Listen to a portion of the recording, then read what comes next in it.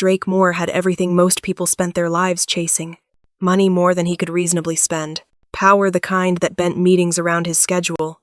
A technology empire that quietly powered half the apps people used without thinking twice.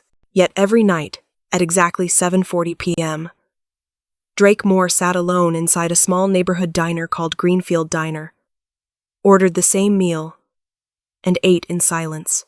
No phone, no conversation, no visible urgency to be anywhere else. If you passed by the diner window at that hour, you might have missed him entirely. He didn't announce himself. He didn't draw attention. He simply existed there, calm, contained, distant like a man temporarily borrowing a life that wasn't quite his own. Before we go any further, take a moment to like this video, subscribe to the channel, turn on your notifications, and comment the city you're watching from. It helps this channel grow and allows us to bring you more stories like this. Greenfield Diner wasn't the kind of place billionaires were expected to frequent. The booths were cracked vinyl, patched so many times they'd lost their original color. The menu was laminated, sticky around the edges, and smelled faintly of syrup no matter how often it was wiped down. A flickering fluorescent light buzzed above the counter like it was constantly deciding whether to give up entirely, and the television mounted in the corner had been permanently tuned to a sports channel no one actively watched but no one bothered to change. It was imperfect. It was ordinary, and for reasons Drake Moore never bothered explaining. It was exactly where he chose to be. Every night, he took the same booth by the window. Second from the end, his back to the wall. Clear view of the door. Not because he was paranoid, at least not consciously, but because old habits didn't disappear just because success arrived. He always ordered steak, potatoes, and water. No substitutions. No curiosity. No questions about specials. He ate slowly, methodically, as if chewing required calculation. When he finished, he left a generous tip, always more than necessary, and walked out without lingering. The staff noticed. They couldn't help it. "You think he's dangerous?" Evan, the dishwasher, whispered one night, peeking through the kitchen door. "I mean, look at him.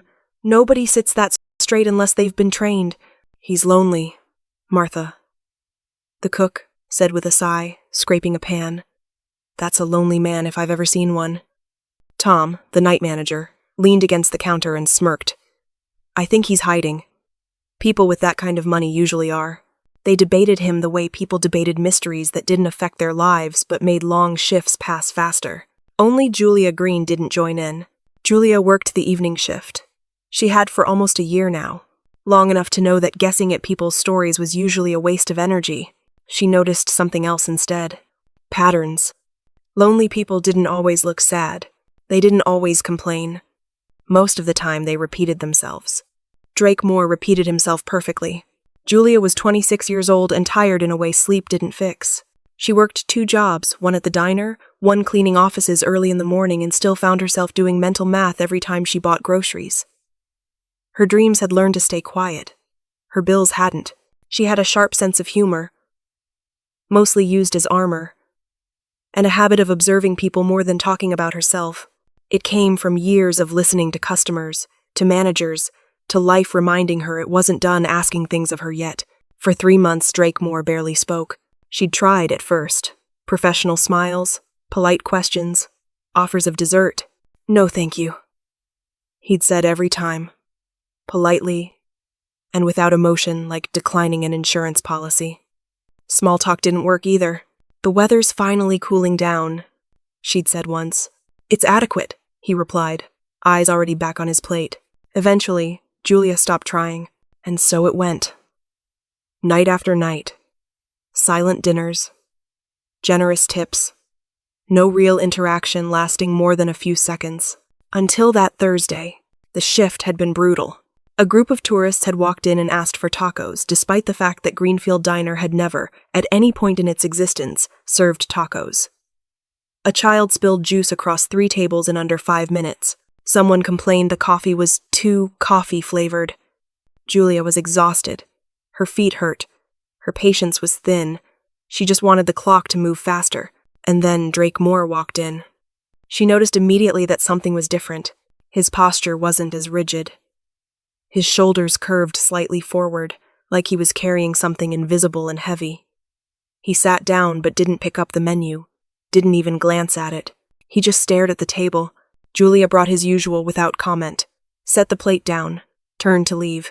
That's when it happened. Drake reached for his water glass, but his hand moved oddly distracted, unfocused. His fingers slipped. The glass tipped, spilling water across the table and onto the floor, and Drake Moore didn't react. He didn't apologize. He didn't call for help.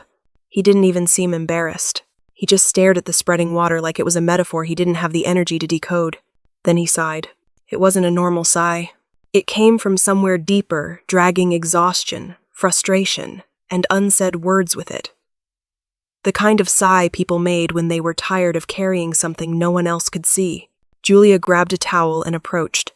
She wiped the table in silence, doing what she'd done 1,000 times before. She could have walked away. She almost did. But something about that sigh stopped her. She looked at him, really looked at him, and saw what no one else in the diner had noticed. An exhausted man pretending to be fine. And before she could talk herself out of it, Julia asked the question that broke the pattern. "Are you okay?" The diner went quiet. Drake lifted his eyes. Not past her, not through her, at her. 5 seconds passed. Then 10. Julia immediately regretted it. Why had she said that?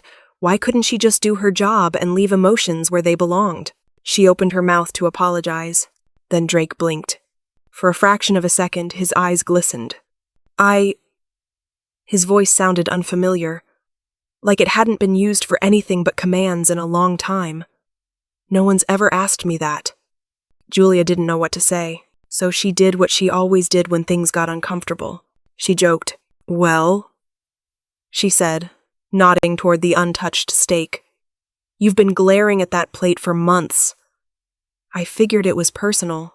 He looked at the plate, then at her, and for the first time since he'd started coming to Greenfield Diner, Drake Moore laughed.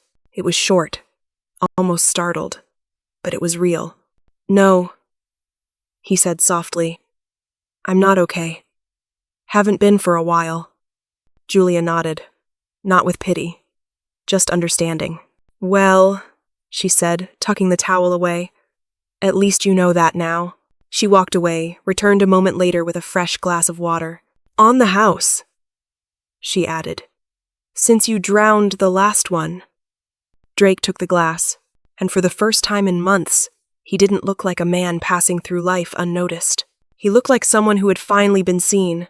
Later that night, as Julia cleaned tables and replayed that laugh in her head, Drake Moore did something else unexpected. He came back the next evening, 5 minutes earlier. If this chapter pulled you in, like the video, subscribe, turn on notifications, and comment the city you're watching from. Your support keeps these stories coming, and this story is only just beginning. Drake Moore arrived at 7:35 p.m. He realized it the moment his car rolled to a stop in front of Greenfield Diner, and the dashboard clock glowed back at him like an accusation. 5 minutes early. He sat there longer than necessary, engine off, hands resting on the steering wheel as if he were waiting for permission to go inside. The diner's neon sign buzzed faintly, flickering between open and something that looked like OPN. Through the window, he could see the familiar shapes: the counter, the booths, the television no one watched. And then he saw her. Julia Green stood behind the counter, tying her apron strings with a quick, practiced motion. She laughed at something Tom said, shaking her head as if the world hadn't just cracked open the night before. Drake felt an unfamiliar tightness in his chest. He had spent the entire day replaying that moment, the spilled water, the sigh, the question he hadn't known how badly he needed to hear. "Are you okay?" He'd answered more emails than usual. Sat through meetings he barely remembered. Signed documents without reading past the second paragraph. All the while, that question followed him like background noise he couldn't mute. He stepped out of the car. The bell above the diner door chimed as he entered, announcing him to no one in particular. Julia glanced up automatically and froze for half a second when she saw him. Not because he was early. Because he was looking at her. Their eyes met. Drake immediately looked away. Smooth, he thought.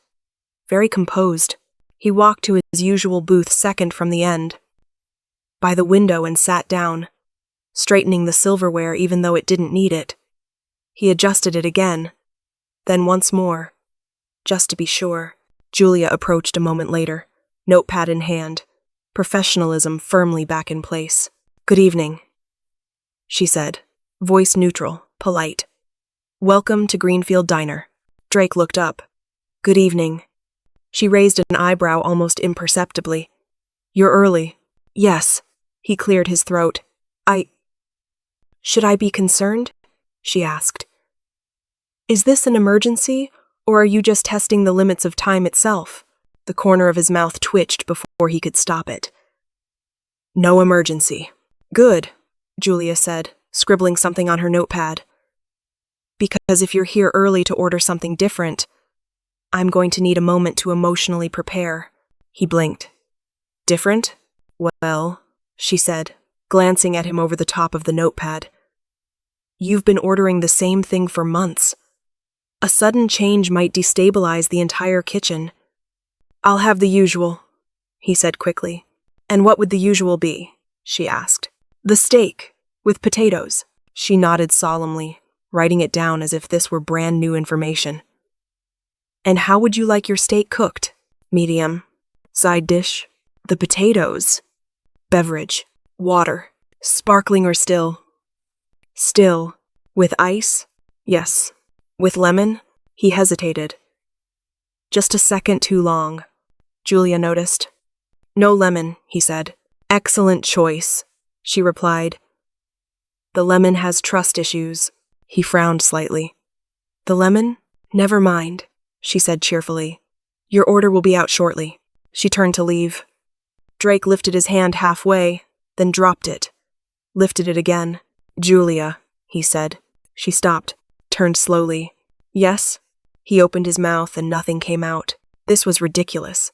He negotiated acquisitions worth millions of dollars without breaking a sweat. He spoke on stages, addressed rooms full of investors, delivered decisive statements that shaped entire industries. And yet, here he was, unable to form a sentence in a diner. "I wanted to..." He exhaled. "About yesterday." She tilted her head, considering him. "Yesterday?" "The question," he said. "You asked..." "I ask a lot of questions," Julia replied lightly. "It's kind of my job. You know which one." She studied him for a moment, then closed her notepad and set it aside. "Yes," she said softly. "I know." A small silence settled between them, not uncomfortable, but careful. Like both of them were deciding how close to step without startling the other. "I wasn't sure if I should have," she added. "So, if it crossed a line..." "No," Drake said quickly. "It didn't." He paused, searching for the right words. "It stayed with me." Julia's expression shifted not into pity, not into triumph, but into something more thoughtful. "Well," she said, "questions have a habit of doing that." She pulled out the chair across from him and sat down without asking. Drake stiffened instinctively. "Shouldn't you be on my break?" she said smoothly, which started exactly now. It hadn't. But Drake didn't know that. He watched her, unsure what to do with his hands. They rested on the table, then folded, then unfolded again. "You don't talk much," Julia said. "I'm aware. But you listen," she continued. "That's rarer." He considered that. "Listening is efficient." She smiled. "Conversation isn't." He looked at her. "I don't know how to do it." "Do what?" "Talk," he said. "Without a purpose. Without an outcome." Julia leaned back slightly. "You mean talking just to talk?" "Yes." She nodded slowly. "That's fair. A lot of people don't know how anymore." Drake hesitated. "In my world, conversation usually leads to something. A deal. A decision. A result." "And here?" she asked. "Here, it seems." He gestured vaguely at the diner. "Pointless." Julia laughed softly. "That's because it is." He frowned. "You're saying that like it's a good thing." "It is," she said. "Not everything needs to go somewhere to matter." He absorbed that in silence. "You come here every night," she continued. Same time. Same order. Same seat. Yes. Why? Drake looked at the table, the faint scratch marks, the reflection of the overhead light in the polished surface. Because it's quiet, he said finally. And predictable. Predictable can be safe, Julia said. But it can also be lonely. He didn't respond. Instead, he surprised himself by saying, "People assume that because I have resources, I don't need much else." Resources, Julia repeated. Is that what you call money? It's what people use to avoid calling it loneliness, he said. The words landed heavier than he'd expected. Julia didn't joke this time. She didn't deflect. She simply nodded. That makes sense, she said. He glanced at her. You're not going to tell me it'll all be fine? No, she replied, because that would be a lie. He let out a breath he hadn't realized he'd been holding. That, he said quietly, is why I don't talk to people. She smiled, not wide, not teasing. Just genuine. Then you're doing great right now. His food arrived a moment later, interrupting them. Julia slid the plate toward him. Eat, she said. Talking is easier when you're not staring at your food like it insulted you. He almost laughed. Almost. As he ate, Julia stayed, commenting on the terrible painting on the wall, complaining about the coffee machine that hissed like it held grudges, sharing small, inconsequential stories about her day. Drake listened. He didn't contribute much, but he didn't retreat either. When he finished, he reached for his wallet. Drake, Julia said. Yes, you don't have to tip extra tonight. He paused. Why? Because you didn't disappear, she said. That's enough. He nodded, leaving the tip anyway, but smaller this time. Intentional. Thoughtful. When he stood to leave, he hesitated. I'll see you tomorrow?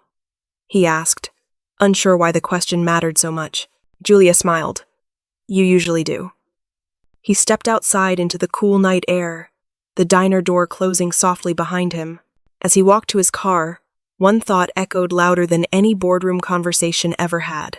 Why did one waitress, one question matter more than the world he owned? And why did that terrify him more than losing any of it? The diner's back door slammed shut with a hollow metallic echo. Julia stepped into the narrow alley behind Greenfield Diner, shrugging her jacket higher onto her shoulders. The night air was cooler than she'd expected, the kind that crept under your skin after a long shift and made your bones feel older than they were. She headed toward the small parking lot where her car sat, an aging sedan that had long ago stopped pretending it wasn't tired. Come on, she muttered, unlocking it. Just one more day. That's all I'm asking. The engine coughed when she turned the key. Once, twice, then nothing. Julia closed her eyes. No, she said calmly. We are not doing this tonight. She tried again. The engine responded with a sound that could only be described as deeply unmotivated. Behind her, the diner door opened again. Julia sighed. She already knew who it was before she turned around.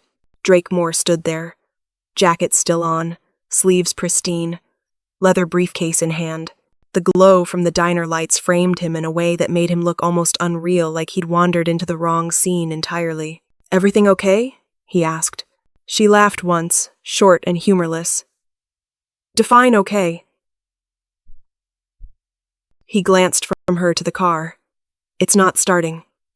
You're very observant, she said. You'd make a great mechanic. I doubt that, he replied, stepping closer. Can I help? She looked at him, then really looked at him and almost said no.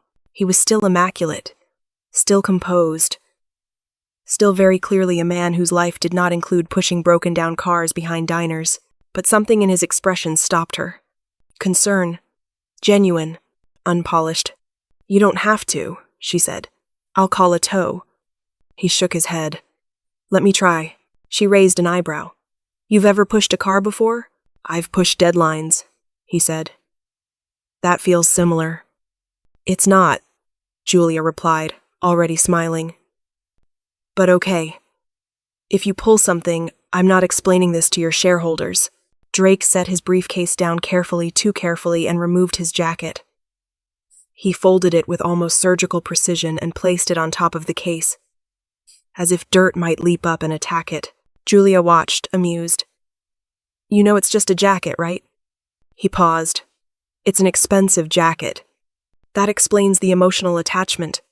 He rolled up his sleeves, exposing forearms that clearly didn't see much daylight. Where do you want me? She gestured to the back of the car. Right there. We're just trying to get it out of the way. Drake positioned himself, hesitating slightly. On 3? Sure, she said. 1, 2. She pushed. Drake didn't. 3 means push, she said over her shoulder. I was preparing, he replied, already slightly out of breath. They tried again. This time, the car budged an inch. Julia burst out laughing. Wow, incredible progress. It's heavier than it looks, he said, breathing harder now. It's a car, she said. What did you expect, a suggestion? They pushed again. The car rolled forward slowly, reluctantly, like it was deeply offended by the request. Drake's foot slipped on a damp patch of pavement. Whoa! He caught himself just in time, but not before one of his shoes splashed directly into a shallow puddle. He stared down at it.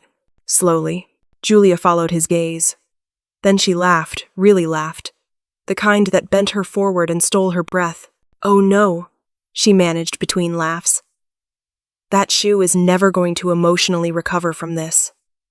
Drake looked up at her, clearly horrified. I paid a lot for these. Congratulations, she said. They've now experienced real life. They pushed again, harder this time. Drake's face flushed, his breathing uneven, his movements losing their usual precision. The car finally rolled into a parking spot. They stopped. Drake bent forward, hands on his knees, breathing heavily. Julia wiped her forehead with her sleeve, still smiling. You okay there, billionaire? I'm fine, he said, straightening too quickly and immediately regretting it. She tilted her head. You don't look fine. He paused, then laughed softly. I don't think I've done something that didn't involve a screen in years. She studied him. The suit pants slightly wrinkled, the shoes damp. The perfect image cracked just enough to let something human show through. You did good, she said. Most people would have stood there and given advice. He smiled faintly. I considered that. They stood in silence for a moment, the city humming around them. Julia realized something then. She wasn't tired anymore, not in the way she usually was. This was weirdly fun, she admitted. Drake nodded. I was thinking the same thing. She glanced at him. Don't get used to it. My car breaking down is not a bonding strategy. Noted, he said. She pulled out her phone. I'll call a tow. I can wait, he offered. She hesitated. You don't have to. I know, he said. I want to. They leaned against the car, shoulder to shoulder but not touching. You know, Julia said after a moment, this is probably the first time I've laughed like that all week. He looked at her. Because of my shoe? Partially, she admitted. But mostly because you didn't disappear. He considered that. I'm trying not to. The tow truck arrived sooner than expected. As the driver hooked up the car, Julia turned to Drake. You can go, she said. Thanks for helping. He nodded, then hesitated. How are you getting home? I'll walk, she replied. It's not far. He frowned. It's late. So am I, she said lightly. He looked at his car parked nearby, then back at her. I'll walk with you, he said. She blinked. You don't have to do that either. I know. She smiled. Okay. They walked side by side, the city quieter at this hour. Drake left his car behind without a second glance. You didn't call a driver, Julia noted. No, he said. I thought I'd try this. This being? Not being carried everywhere. She glanced at him. Careful. You're starting to sound like a normal person. He smiled. Don't spread that around. Halfway down the block, Julia nudged him with her elbow. By the way, if you're enjoying this story so far, you should probably like it, subscribe, turn on notifications, and tell us where you're watching from. He blinked. Was that a joke? Mostly, she said. But it helps. He shook his head, amused. You're impossible. Yet here you are, she replied. They stopped at her building. Thank you, she said quietly. For tonight. You're welcome, he replied. For letting me help. They stood there for a moment longer than necessary. Then she turned and went inside. Drake walked the rest of the way home alone. But for the first time in a long while, the walk didn't feel empty. Greenfield Diner closed at 10. It always had. The lights dimmed slightly. The television in the corner went dark for the first time all evening. Chairs were flipped onto tables with practiced efficiency, the scrape of metal legs against tile echoing through the room like punctuation at the end of a long sentence.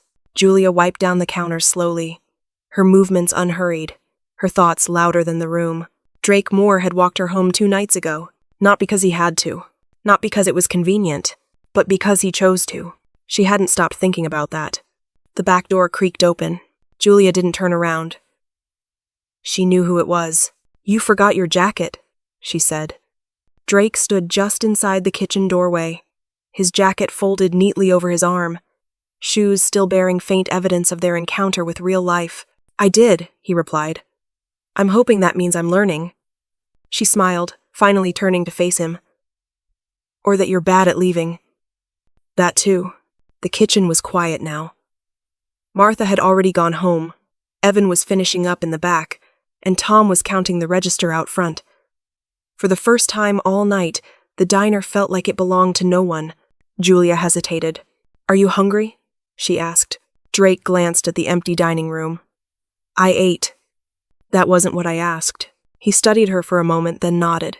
Yes. She gestured toward the kitchen. Sit. He blinked. Here? Unless you prefer the counter, she said. But the stove's warmer. He set his jacket down carefully, some habits died hard, and took a seat on a metal stool by the prep table. The kitchen light cast softer shadows here, less harsh than the dining room.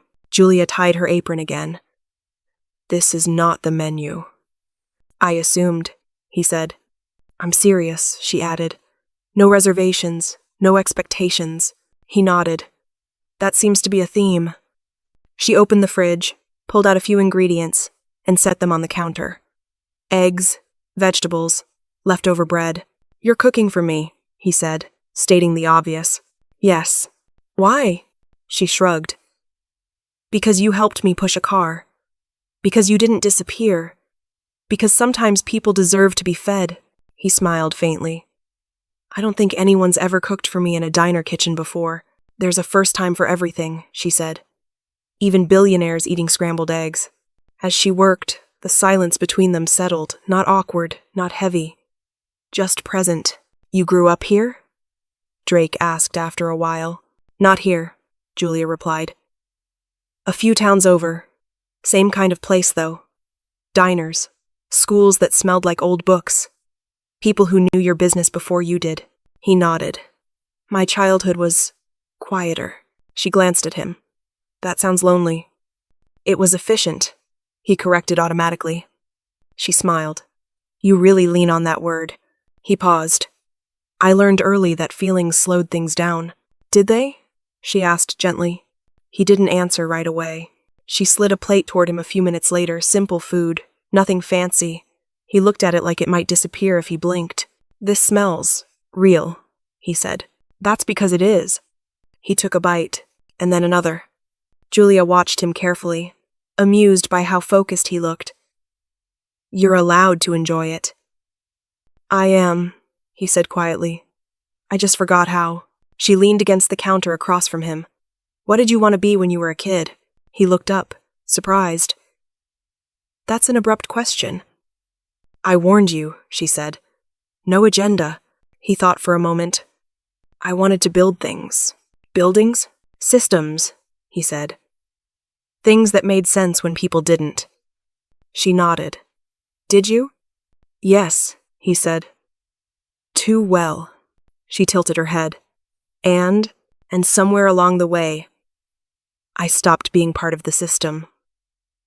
The word surprised both of them. Julia didn't rush to fill the space. I wanted to leave, she said after a moment. Travel. Do something that felt bigger. And did you? She shook her head. Life happened. Bills happened. Fear happened. He studied her. You sound disappointed. She laughed softly. I sound honest. They sat there, the hum of the refrigerator filling the space where words weren't necessary.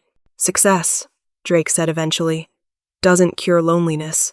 She met his gaze. No, but people pretend it does. It's easier that way, he said. If loneliness looks like a choice, and if it's not? She asked. Then it's terrifying, he admitted. Her hand rested on the counter between them. Fingers relaxed. His rested on the edge of the table. They were close, not touching. Aware. The silence deepened, not uncomfortable, not charged.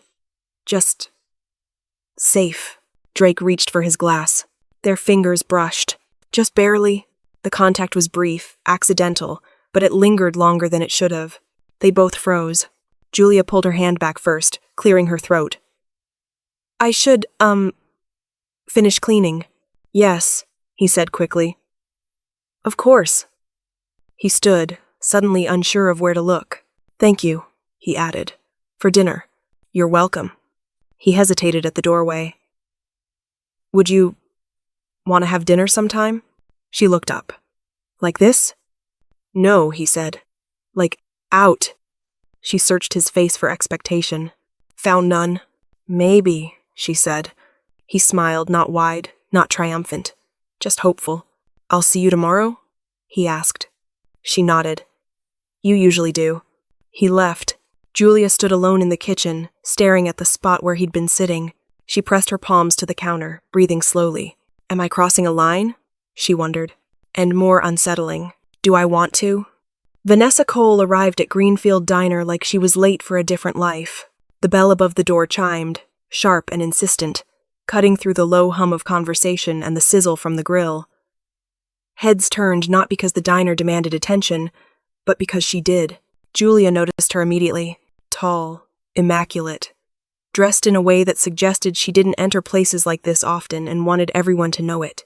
Her heels clicked against the worn tile with deliberate precision, each step measured, practiced. The kind of confidence that didn't need to rush.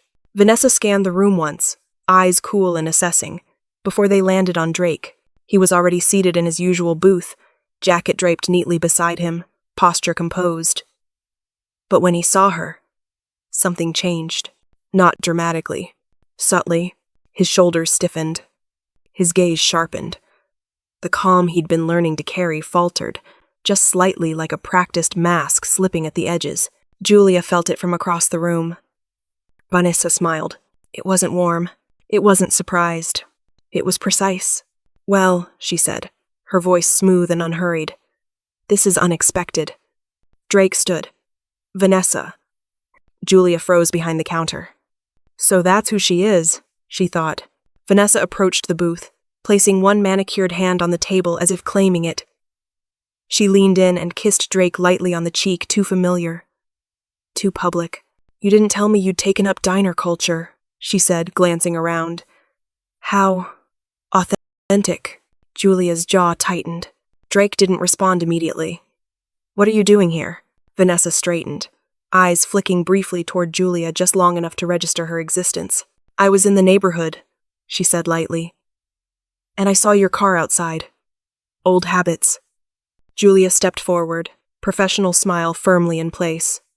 Can I get you something to drink? Vanessa looked at her as if she'd just noticed a piece of furniture. Water, she said. Still, no ice. Julia nodded, coming right up. As she turned away, she heard Vanessa's voice drop slightly. You always did like quiet places, Vanessa continued. They make people forget who's really in control. Julia returned with the water, setting it down gently. Vanessa didn't thank her. Instead, she glanced at Julia's name tag. Julia, she read aloud. How charming. Julia met her gaze evenly. Can I get you anything else? Vanessa smiled thinly. No, this is enough. She turned back to Drake. So, she said, sliding into the booth across from him without asking, How long has this been going on? Drake frowned. What? She gestured vaguely around them. This. You. The. Routine. Julia lingered a moment longer than necessary, then forced herself to move away. But she listened. I come here to eat, Drake said. That's all. Vanessa laughed softly. You always did pretend simplicity was a choice. Her eyes flicked again toward Julia, this time more deliberately. She's cute, Vanessa said, in a very earnest way. Drake's expression hardened. Leave her out of this. Vanessa raised an eyebrow. Out of what? Whatever game you think you're playing. Vanessa leaned back, crossing her legs. Relax. I'm just curious. You disappear for months. Stop returning calls. Start hiding in diners. People talk. Drake said nothing. That's dangerous, she continued, voice smooth. Julia wiped down the counter too hard. When Vanessa finally stood, she smoothed her dress and smiled at Drake again. It was nice seeing you, she said. Try not to vanish again. Her gaze flicked to Julia one last time, cool, dismissive. Good luck, she added. With whatever this is. Then she left. The bell chimed again. The diner exhaled. Drake sat back down slowly, rubbing his temple. Julia approached the table, setting a plate down she hadn't realized she'd prepared. Do you want this? She asked quietly. He looked up at her. I'm sorry. For what? For bringing that into your space. She nodded once. Who was she? My past, he said simply. Julia studied his face. She didn't feel like the past. He didn't disagree. The rest of the shift passed strangely. Customers came and went. Orders were placed. Plates cleared. But something had shifted. Later that night, after the diner closed, Julia sat on her bed scrolling through her phone absent-mindedly. A notification popped up. Then another. Then 3 more. She frowned. Her name was tagged in a post she didn't recognize. A photo loaded slowly. It was her, behind the counter, talking to Drake. The caption read, Funny how money attracts the most devoted service. Her stomach dropped. Comments flooded in beneath it. Who is she? Gold digger vibes. Another waitress with ambition. Julia's phone buzzed again. And again. Her name was trending. Julia didn't sleep. Her phone buzzed through the night like an insect trapped in glass, persistent, relentless, impossible to ignore. She turned it face down at first, then shoved it under her pillow, then finally picked it up again because curiosity and dread were apparently roommates. The post had spread, screenshots of her behind the counter. A cropped image of her smiling at Drake. Captions layered with implication rather than fact. Funny how ambition wears an apron. Another waitress who knows what she's doing. Must be nice to flirt your way out of poverty. She scrolled until her hands shook, then stopped. By morning, the story had grown legs. She walked into Greenfield Diner with her shoulders back and her chin lifted, telling herself that nothing had changed. The diner disagreed. The bell chimed as usual, but the room felt different, quieter, sharper. Conversations paused a second too long. A man at the counter glanced at her phone, then at her, then quickly looked away. A pair of women in a booth whispered without bothering to lower their voices. That's her. I thought she'd be taller. Figures. Julia tied her apron with deliberate calm. Tom hovered nearby, clearing his throat. You okay? I'm fine, she said. It came out automatically. Martha emerged from the kitchen, eyes soft. You want me to handle your tables today? Julia shook her head. No, I've got it. The first customer smirked when she took his order. So, he said casually. Do billionaires tip well? She smiled tightly. Depends on the billionaire. Laughter rippled uncomfortably. By noon, pity joined mockery. A woman pressed a folded bill into Julia's hand with exaggerated sympathy. For your troubles, she said. Like Julia was collecting donations. Julia returned it. I'm working, she replied evenly. When Drake walked in that evening, the shift was immediate. The room stiffened. Julia saw it from across the diner, how conversations slowed, how eyes tracked him. He looked composed as ever, but she noticed the tension in his jaw. the way his gaze scanned the room until it found her. He crossed the floor quickly. "Julia," he said quietly, "we need to talk." She nodded. "After my shift." "Now," he insisted, lowering his voice. "Please."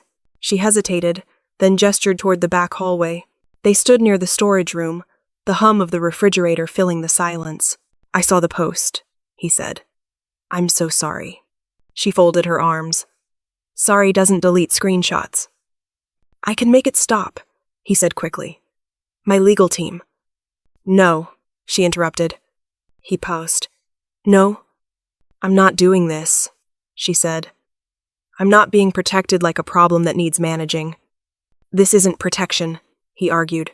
"It's defense. It's rescue," she replied. "And I didn't ask for it." He ran a hand through his hair. "They're tearing you apart." "They're talking," she said. "That's different. You shouldn't have to endure this." She met his gaze. "And you shouldn't get to decide what I can endure." He opened his mouth, then closed it. "I won't be a phase," she said quietly. "I won't be something people explain away. That's not how I see you," he said. "But it's how the world does," she replied.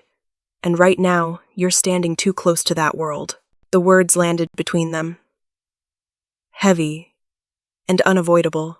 "I care about you," Drake said. She swallowed. "That's the problem." She stepped back. "I need space," she said. "From this. From you." He reached for her instinctively, then stopped himself. "Julia," she shook her head.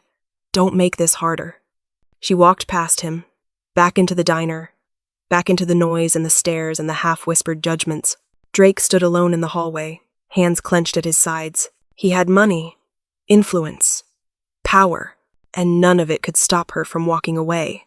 If you are loving this story, like this video, subscribe to the channel, turn on your notifications, and comment the city you're watching from. Your support helps us continue telling stories that matter. The story broke on a Tuesday. It always did. Drake Moore learned this the same way most people learned things now, by accident. A notification slid across his phone while he stood at the window of his office, watching traffic far below move with the reassuring predictability his life had lost. More tech under investigation for data leaks. He stared at the headline longer than necessary, waiting for it to rearrange itself into something less absurd. It didn't. He opened the article. Anonymous sources. Conventional documents. Allegations of foreign data transfers. The words were precise, careful, devastating. By noon, the market responded. By 1, the stock dipped. By 2, it fell hard. By 3, his assistant stopped knocking and started hovering. The board convened an emergency meeting before sunset. Drake sat at the head of the table, hands folded, listening as men and women he'd known for years spoke in voices carefully stripped of panic. "This doesn't look good. We need distance. Optics matter. We need to consider stepping you back temporarily." He didn't argue. He didn't explain. He knew better than anyone how storms worked. By evening, his phone buzzed with messages he didn't answer. Lawyers, advisors, old friends who suddenly remembered his number. He turned it off. The penthouse felt too large that night. Too quiet. He poured a glass of water and didn't drink it. Julia found out from a customer. She was wiping down the counter when a man slid his phone across the surface toward her like evidence. "Isn't that your guy?" he asked, not unkindly. Her stomach dropped before she even looked. The headline glared up at her. She read it once, then again. "No," she said quietly. "That's not him." The man shrugged. "Internet says otherwise." By the time she got home, the story was everywhere. She sat on the edge of her bed, phone glowing in the dark, scrolling past speculation layered on speculation. She didn't believe it. Not for a second. She'd seen Drake Moore struggle to make small talk, struggle to laugh, struggle to exist without structure. He wasn't reckless. He wasn't careless. And he wasn't stupid. This wasn't a mistake. It was a move. Drake didn't come to the diner that night. Julia noticed the absence immediately, like a missing note in a familiar song. The next night, he didn't come either. By the third night, the booth by the window felt wrong. Empty. Julia worked her shifts quietly, ignoring the lingering looks. The questions people pretended weren't questions. She told herself she didn't care. She told herself she was done. And then she heard the name, Vanessa. It came from the corner booth near the back, where two men in tailored suits sat hunched over their plates, voices low but careless. She said it would break by Tuesday. Timing was perfect. Moore never saw it coming. Julia slowed her steps without turning. Her heart started to pound. Vanessa doesn't miss. One of them continued. If she wants someone gone, they're gone. The other laughed. She always did hate being ignored. Julia's fingers tightened around the coffee pot. They were talking too freely, too comfortably. She refilled a nearby table slowly, angling herself closer. You think the board will fold? The first man asked. They already are. The second replied. Stock's tanking. Pressure's on. More isolates when things go south, always has. Julia's breath caught. Isolates. She thought of the empty booth. The unanswered messages she hadn't sent. She said the waitress would disappear too, the first man added casually. Collateral damage. Julia's vision sharpened. She moved away carefully, heart racing, and ducked into the hallway near the storage room. Her hands shook as she pulled out her phone. Record, she thought. She stepped back into the dining room, pretending to wipe tables, positioning herself just close enough. The men continued. She's ruthless, one said. But effective. Julia pressed the screen. The recording began. If this chapter pulled you deeper. Like this video, subscribe, turn on notifications, and comment the city you're watching from. Your support keeps stories like this alive. Julia didn't sleep that night. She lay on her bed, fully dressed. Shoes kicked off, but jacket still on. Phone clutched in her hand like it might disappear if she let go. The recording sat there, 37 minutes of careless confidence, of names spoken too freely, of power discussed the way some people discuss the weather. Vanessa. She replayed the clip with the volume low, ear pressed to the speaker. The men's voices were unmistakable now, each word sharper than the last. She said it would break by Tuesday. She doesn't miss. Collateral damage. Julia turned the phone face down. Her heart pounded. Not with panic exactly, but with something colder. Certainty. This wasn't gossip. This wasn't coincidence. This was deliberate. By morning, the city moved on like it always did. Traffic snarled. Coffee brewed. People argued about things that didn't matter. Drake Moore's name remained splashed across headlines, dissected by strangers who had never met him. Julia watched it all from behind the counter. She worked her shift like nothing had changed. She smiled when required, refilled cups, avoided mirrors. But inside, she counted details. The men from the booth returned 2 days later. Same suits. Different table. Same careless confidence. Julia noticed what they ordered, how they spoke to staff, who they texted when they thought no one was watching. She memorized faces. At home, she started a list. Names, times, dates.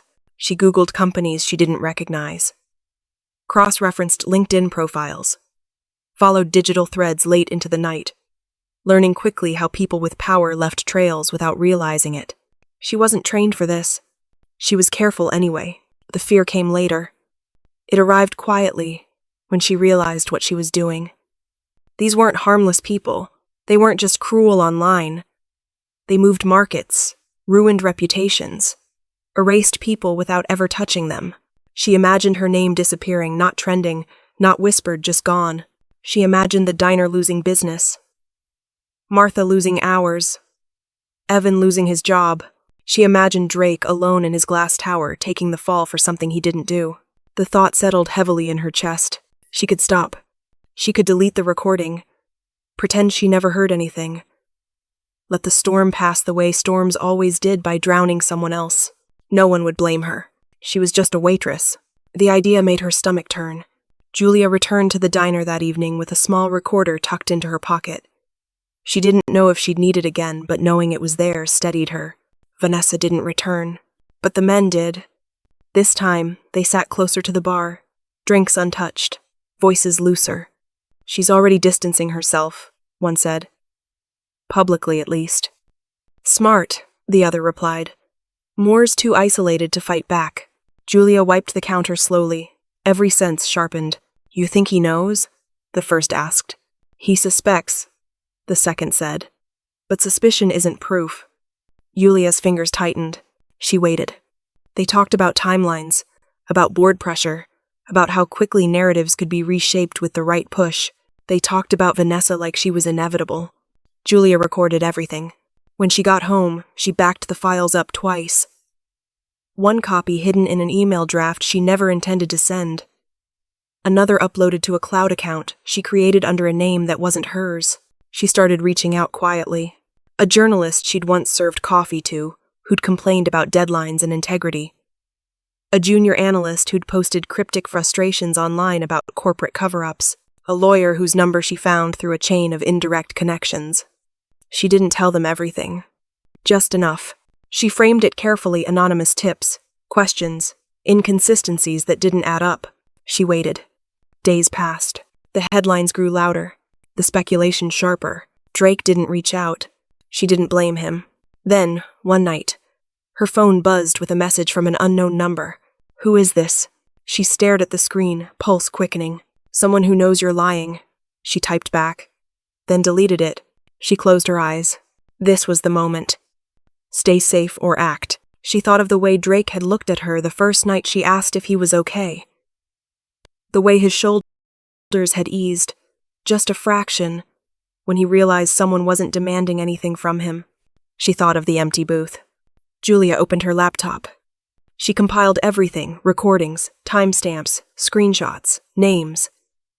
She wrote a clear, factual summary, stripped of emotion, stripped of accusation, just truth. She sent it anonymously to 3 places at once. Then she shut the laptop and sat very still. The city hummed outside her window. Somewhere, a storm was shifting direction, and for the first time since it began, Julia felt something close to calm. The first correction appeared at 6:12 a.m. It wasn't dramatic. It didn't trend. It didn't come with flashing banners or breathless commentary.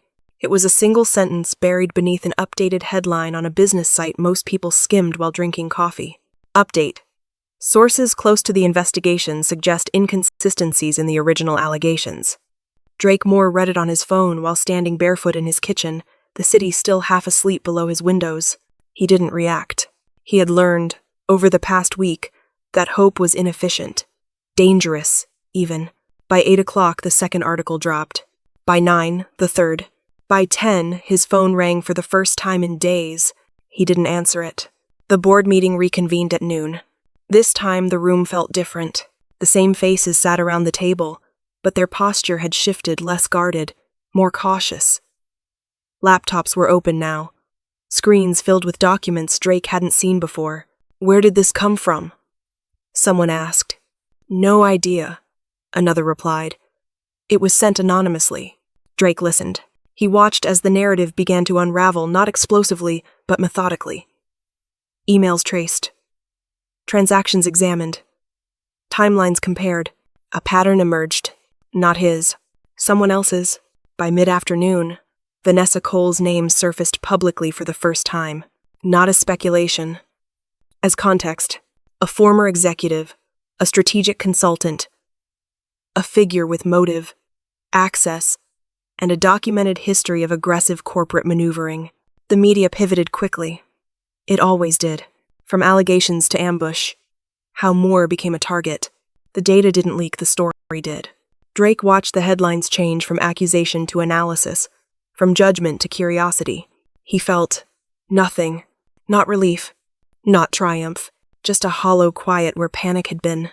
Julia saw the shift from behind the counter. A customer held up his phone. "Looks like they got it wrong." She nodded.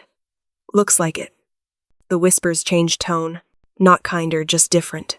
By evening, the exposé hit. It was long. Detailed. Unforgiving. Vanessa Cole's strategy laid bare. Recorded conversations, financial incentives, coordinated leaks timed to market cycles. A conspiracy not just to destabilize a company, but to erase a man who had stopped playing her game. The comments were brutal. They always were. But this time, they weren't aimed at Julia. She sat on her bed, laptop open, Reading the article she'd helped make possible, her evidence woven into the fabric of truth without her name attached. She didn't smile. She didn't cry. She exhaled. Drake learned the truth alone. He sat in his office long after everyone else had gone, lights dimmed, city glowing below. His legal team had explained the situation carefully, respectfully, with apologies threaded between facts. It came from an anonymous source, one of them said. Whoever it was, they were thorough. Drake stared at the table. Anonymous. Thorough. He thought of a diner, a broken-down car, a woman who noticed patterns. His chest tightened. He stood abruptly, grabbed his coat, and left. Greenfield Diner was closed when he arrived. The windows were dark, the sign unlit. He stood there longer than necessary, hands in his pockets, breathing in the quiet. Then he noticed the light in the back. The kitchen. Julia was inside, finishing up paperwork, hair pulled back, sleeves rolled up. He knocked softly. She looked up and froze. For a moment, neither of them moved. Then she opened the door. "You shouldn't be here," she said. "I know," he replied. "But I needed to see you." She hesitated, then stepped aside. They stood in the empty diner, the familiar space suddenly fragile. "It's over," he said quietly. She nodded. "I know." "They know," he added. "About Vanessa." "I figured they would." He studied her. "You knew." She didn't deny it. "You did this," he said. "I helped," she corrected. Silence settled between them, not the safe kind this time, the kind that demanded honesty. "Why?" he asked. She looked at him steadily. "Because it was wrong." "That's not enough," he said softly. "It was for me," she replied. He swallowed. "You saved me." She shook her head. "I didn't do it for you. That doesn't change the outcome." "No," she agreed. "It doesn't." He stepped closer, careful, like he was approaching something fragile. "I didn't deserve it," he said. She met his gaze. "No one deserves to be destroyed for someone else's ego." He let out a breath that sounded suspiciously like a laugh. "You're incredible," she winced. "Don't." "I mean it. I don't want gratitude," she said. "I don't want headlines. I don't want to be part of your story like that." He nodded slowly. "Then be part of it differently." She didn't answer. "I was wrong," he continued. "When I tried to protect you by stepping back, I thought distance was noble. And it was cowardly," he admitted. "I was afraid of losing control." She considered that. "I was afraid of being erased," she said. Their fears hung between them, different shapes. Same weight. "I don't know what happens next," Drake said. Julia looked around the diner. The booths, the counter, the place where everything had started. "Neither do I," she replied. "But for the first time in a while, it feels like the truth has room to breathe." He smiled faintly. "That's because you made space for it." She shook her head but didn't argue. Outside, the city moved on. Inside, two people stood at the center of a story no one had expected, one rewritten not by power, but by quiet courage. And for the first time since the storm began, Drake Moore felt something unfamiliar settle into his chest. Not victory, not relief, gratitude. Drake Moore stood at the edge of the sidewalk across from Greenfield Diner and did nothing. Traffic moved around him. A bus hissed to a stop nearby. Someone laughed too loudly on a phone call that didn't concern him. The city continued with its usual indifference, unaware that a man who had once reshaped markets couldn't take another step forward. The diner lights were on. That was new. For weeks, he had driven past without slowing. Told himself it wasn't the right time. Told himself distance was respect. Told himself many things that sounded reasonable when spoken silently. Now the window glowed warm and familiar, and fear settled into his chest with uncomfortable clarity. What if she didn't want to see him? What if everything he'd felt was something she'd already put behind her? He had been rejected before by investors, by competitors, by people who underestimated him. He knew how to handle dismissal. He knew how to pivot. This felt different, because this wasn't business. Across town, Julia sat on the edge of her bed, staring at her phone without touching it. She hadn't blocked Drake. She hadn't muted his name. She hadn't done anything decisive at all. The lack of action felt like a decision in itself. Trust, she was learning, didn't break loudly. It cracked quietly, slowly, in places you didn't notice until weight was applied again. She thought of the diner, of the booth by the window, of the way Drake used to straighten the silverware like alignment could create certainty. She had changed. That part was undeniable. She noticed it in small things. The way she no longer flinched when her name appeared online. The way she spoke more carefully, more firmly. The way she recognized power now, not as something loud or obvious, but as something that shaped outcomes without asking permission. She wasn't the same woman who had asked a stranger if he was okay. And she didn't know if that woman could exist again. Drake took one step forward, then stopped. He remembered the night Julia had walked away from him in the hallway. Her back straight, her voice steady even as it broke something open inside him. He remembered how powerless he'd felt, not because he lacked influence, but because influence meant nothing in the face of someone else's dignity. Power had never prepared him for restraint. Julia stood and paced her apartment, restless energy coiling in her chest. She replayed the moment Drake had stood in the diner after everything came out, how he hadn't demanded anything, hadn't tried to rewrite the past. He had simply acknowledged it. That mattered, but so did the silence that followed. She didn't want grand gestures. She didn't want apologies shaped by guilt or gratitude shaped by debt. She wanted honesty. Drake exhaled slowly and crossed the street. Each step felt heavier than the last, not physically, but emotionally. This was the longest walk he'd taken in years. Not because of distance, but because of what waited at the end of it. The bell chimed as he opened the diner door. Julia heard it immediately. Her heart skipped before she could stop it. She looked up from the counter. Their eyes met. For a moment, neither of them moved. The diner was half full. Late-night regulars scattered across booths. Unaware of the quiet collision happening near the door, Drake hesitated, then walked to the counter instead of his usual booth. That felt important. "Hi," he said. Julia swallowed. "Hi." They stood there, the space between them charged but controlled. "I wasn't sure if I should come," he admitted. She nodded. "I wasn't sure if I wanted you to." "Fair. I don't expect anything," he said. "I just didn't want to keep pretending this place didn't matter." Her gaze flicked briefly to the booth by the window. "It still does," she said quietly. "That doesn't mean it's the same." He nodded. "Neither am I." She considered him really looked. He seemed steadier, less guarded, like someone who had lost something and learned what it had been worth. "What do you want, Drake?" she asked. The question was simple. The answer wasn't. "I want to be honest," he said. "Even if it means being told no." That landed differently than she expected. She poured him a glass of water, slid it across the counter. "Sit," she said. "For a minute." He did. They didn't rush. They talked carefully about the investigation, about the aftermath, about the strange quiet that followed public storms. They didn't talk about what they were yet, or what they might be, just what had changed. "I didn't realize how much of my life was built on control," Drake said after a while, "until I lost it." "And?" Julia asked. "And I learned that control isn't connection," he replied. "It's insulation."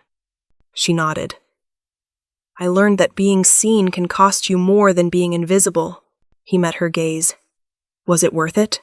She thought of the evidence, the risk, the choice. "Yes," she said. "But it doesn't mean I'm not tired." "I don't want to rush you," he said, "or fix anything." She smiled faintly. "That's new." "I'm learning."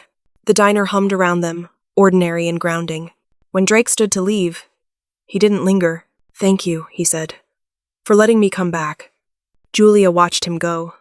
Emotions tangled and unresolved, but lighter somehow. As the door closed behind him, she realized something important. The walk back hadn't been his alone. Drake Moore arrived at Greenfield Diner at exactly 7:40 p.m. Not early, not late. The same time he had arrived for months before everything changed. The bell above the door chimed softly, almost politely, as if it remembered him. Julia heard it while refilling a coffee pot. She didn't look up right away. She didn't need to. Some part of her had learned his rhythm, his timing, his presence long before she'd learned his name. She finished what she was doing, placed the pot back on the warmer, then turned. Drake was standing just inside the door, jacket over his arm, posture calm but deliberate. He scanned the diner once, not searching this time, just taking it in. Then he walked to the booth by the window. Table number 7, the same seat, the same angle, the same faded painting nearby, still stubbornly refusing to resemble an actual boat. Julia exhaled slowly. So this is happening, she thought. She approached with measured steps, not rushing, not retreating. The diner hummed around them, plates clinking, a couple arguing quietly over fries, the television murmuring to itself in the corner. Drake looked up when she reached the table. "Hi," he said. "Hi," she replied. He didn't stand. He didn't reach for anything. He waited. "What can I get you?" she asked. He smiled faintly. "The usual." She raised an eyebrow. "You sure?" He considered it. "Yes." She wrote it down anyway, just to give her hand something to do. As she turned to leave, he added gently, "Thank you for letting me sit here again." She paused. "You never lost the seat," she said. Just the silence. When she returned with his plate, he didn't start eating right away. Neither of them spoke. The quiet between them felt different now, not fragile, not charged, just honest. "I owe you an apology," Drake said finally. Julia met his gaze. "You don't owe me anything." "I do," he replied, "but not the kind that asks for forgiveness." She waited. "I disappeared when things got hard," he continued. "I told myself I was protecting you. But really, I was protecting myself from uncertainty, from fear, from not knowing how to be someone without control." Julia listened without interrupting. "I won't explain it away," he added, "and I won't justify it." That mattered more than he knew. She nodded slowly. "I was angry," she admitted, "but I was also scared. I didn't know how to exist in your world without being swallowed by it." "I don't want you in my world," he said. "Not like that." She tilted her head. "Then what do you want?" "I want to meet you where you are," he said. "Without guarantees, without promises I can't keep." The words settled gently, without pressure. Julia glanced around the diner, the familiar booths, the counter, the place that had witnessed their beginning without asking for permission. "This place," she said, "has rules." He smiled. "I've noticed. People come here to eat," she continued. "To be alone without being lonely. To be seen without being examined." "I know," he said quietly. "It taught me that." She looked at him, really looked. Not the billionaire. Not the headline. Just the man who had once laughed in surprise because someone noticed him. "I can't promise this will be easy," she said. "I wouldn't trust it if it were," he replied. She rested her hand on the edge of the table. "So we're clear," she said. "This isn't a rescue. Or a redemption arc," he nodded. "It's a choice." She smiled, just a little. They ate together then, not speaking much, not needing to. Their presence filled the space more than words ever had. When Drake finished, he didn't rush to leave. Neither did she. Outside, the city pressed on, unaware that something small and significant had settled into place. When he stood, he hesitated, not uncertain, just careful. "Same time tomorrow?" he asked. Julia considered it, then nodded. "Same time," she said. As he walked toward the door, she called after him, "Drake." He turned. "You're allowed dessert," she said, "even if you have to rehearse ordering it." He laughed soft, genuine. "I'll work up to it." The bell chimed as he left. Julia stood there for a moment longer, then returned to the counter, heart steady, mind clear. The booth by the window was occupied again, and for the first time, it felt like it was exactly where it was supposed to be. Drake Moore stopped arriving at Greenfield Diner at exactly 7:40 p.m. Not because he forgot, because he chose not to. Some nights, he came a little earlier. Some nights, a little later. Sometimes he walked. Sometimes he took the long way around the block just to feel the city move around him. The routine had loosened, not vanished, just softened at the edges. Intentional, not compulsive. Julia noticed. She noticed the first time he came in laughing softly to himself, phone tucked away, attention present instead of split. She noticed the way he no longer scanned the room, like he was bracing for something. She noticed how he sat not rigid, not guarded, but comfortable, like someone who belonged to his own life again. She noticed because she had changed too. Julia Green no longer apologized for taking up space. She didn't rush her steps or shrink her voice. She spoke clearly now, directly, with a calm confidence that didn't need approval. Customers treated her differently, not because the internet had moved on. It always did. But because she carried herself like someone who knew her worth, regardless of who noticed. She still wore the apron. She still worked hard, but she stood straighter. One evening, Drake arrived without his jacket. Julia raised an eyebrow. "You're underdressed." "I'm experimenting," he said. "Rebellion." She laughed. It felt easy now. He slid into the booth by the window, not alone this time. Julia joined him after her shift ended. Coffee cup in hand, apron folded neatly beside her. The diner hummed around them, familiar and unchanged. And yet, everything was different. They ate together. Not ceremoniously, not dramatically. Just two people sharing a meal without pretending it was anything else. Drake ordered dessert without rehearsing. Julia noticed. "You didn't panic," she teased. "I panicked internally," he admitted. "But I didn't let it win. Progress." They talked about small things, the weather, a movie Julia wanted to see, a ridiculous customer story Drake listened to like it was the most important thing in the world. They didn't talk about the scandal. They didn't need to. Later, as Julia cleared the table, Drake stayed seated, watching the diner the way he used to, but with curiosity instead of detachment. "This place saved me," he said quietly. Julia paused. "No, it didn't." He looked up. "You did that," she continued. "You chose to stay, to listen, to change." He considered that, then nodded. "I used to think being alone was efficient," he said. "Predictable, safe. And now? Now I think it was just familiar." She smiled softly. "Familiar isn't the same as healthy." He reached across the table, not dramatically, not urgently, and rested his hand near hers. Not touching, inviting. She placed her hand over his. That was all. Outside, the city pressed on, unaware that something quiet and complete had settled into place inside a modest diner with sticky menus and imperfect lighting. The television in the corner still played a channel no one watched. The painting of the boat still didn't look like a boat. And the booth by the window, once occupied by a man eating alone, now held two people who chose to sit together. When they stood to leave, Drake didn't rush ahead. He waited. They walked out side by side. No headlines, no cameras, no spectacle. Just intention, just presence, just connection. And for the first time in a very long time, neither of them was alone. If this story stayed with you, like this video, subscribe to the channel and turn on your notifications so you don't